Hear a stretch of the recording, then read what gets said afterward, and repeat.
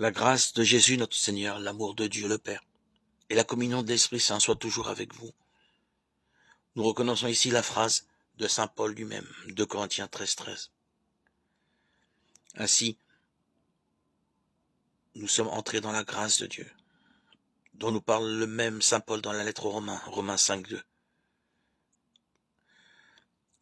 Quant à la formule « soit toujours avec vous », elle exprime à la fois une réalité, car la porte de ce monde de grâce nous est toujours ouverte, et un souhait que nous établissions définitivement notre demeure. Car le projet de Dieu, ce dessein bienveillant dont Paul parle si bien dans sa lettre aux Éphésiens 1, 9, 10, nous est offert depuis toujours et pour toujours. Maintenant que vous êtes donnés à Jésus, ne retournez pas en arrière, ne vous arrachez pas à son étreinte. Dites jour après jour, je suis au Christ.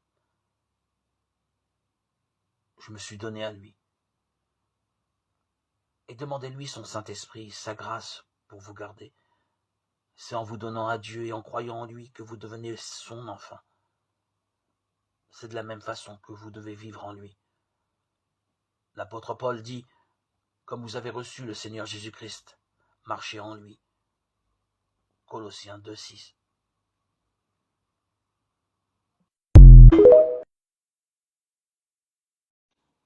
Alors, puisque nous ne sommes pas sujets de la loi, mais de la grâce, allons-nous recommencer à pécher?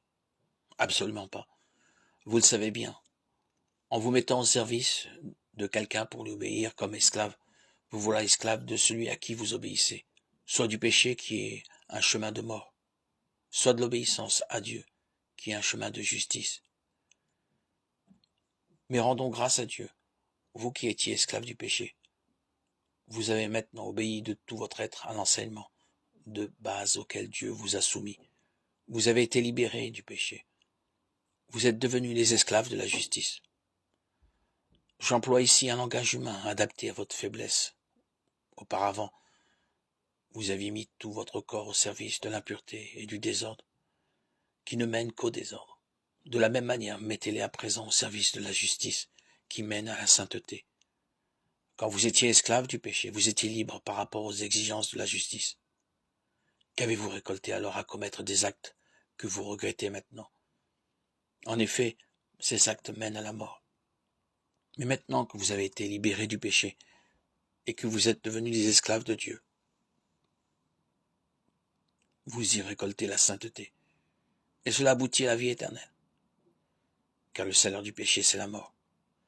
Mais le don gratuit de Dieu, c'est la vie éternelle dans le Christ Jésus, notre Seigneur.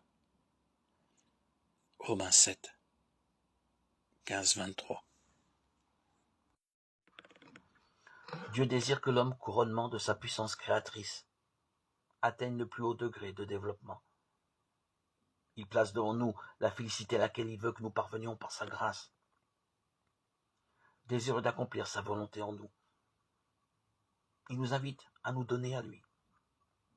À nous de décider si nous voulons être affranchis de l'esclavage du péché et participer à la glorieuse liberté des enfants de Dieu.